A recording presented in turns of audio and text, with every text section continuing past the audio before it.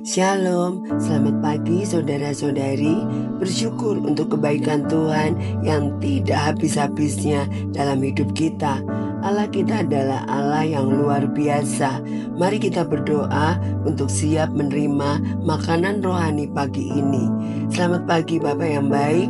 Kami bersyukur untuk hari yang baru dan berkat yang baru pada pagi hari ini.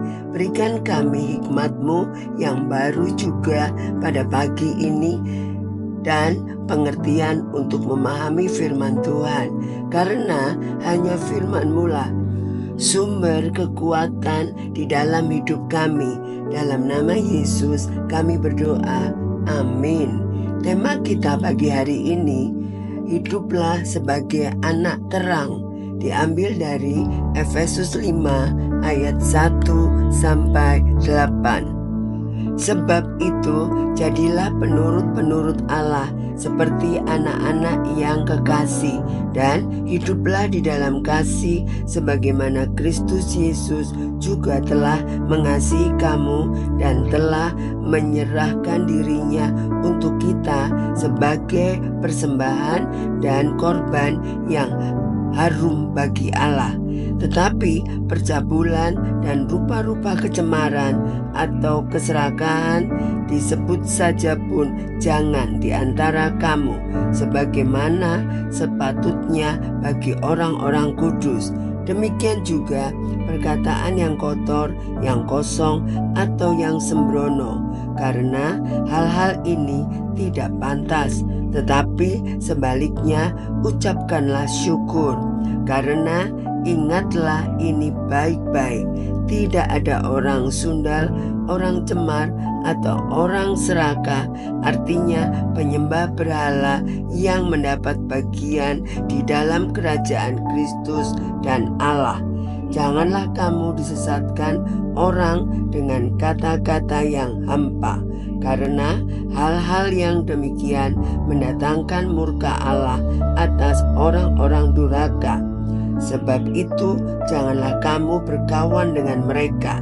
Memang dahulu kamu adalah kegelapan, tetapi sekarang kamu adalah terang di dalam Tuhan. Sebab itu hiduplah sebagai anak-anak terang.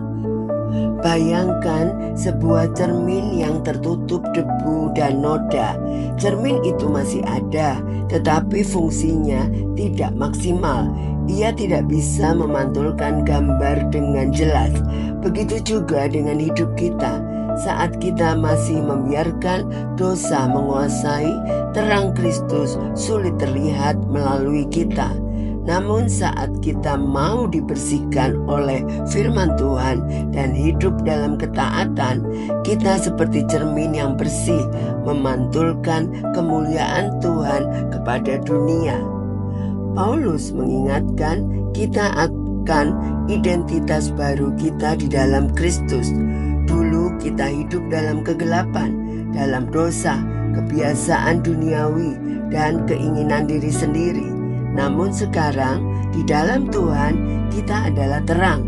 Sebagai anak-anak terang, hidup kita harus mencerminkan sifat Allah, kebaikan, keadilan, dan kebenaran. Paulus juga memperingatkan supaya kita menjauhi perbuatan-perbuatan gelap seperti kenajisan, keserakahan, kebohongan, dan segala bentuk ketidakbenaran. Kita dipanggil bukan hanya meninggalkan kegelapan, tetapi juga menjadi saksi terang di tengah dunia ini. Kita tidak perlu menunggu jadi sempurna untuk menjadi terang. Kita hanya perlu membiarkan Kristus bersinar melalui hidup kita sehari-hari. Lewat perkataan yang membangun, tindakan yang penuh kasih, dan hidup yang jujur. Mari kita berdoa.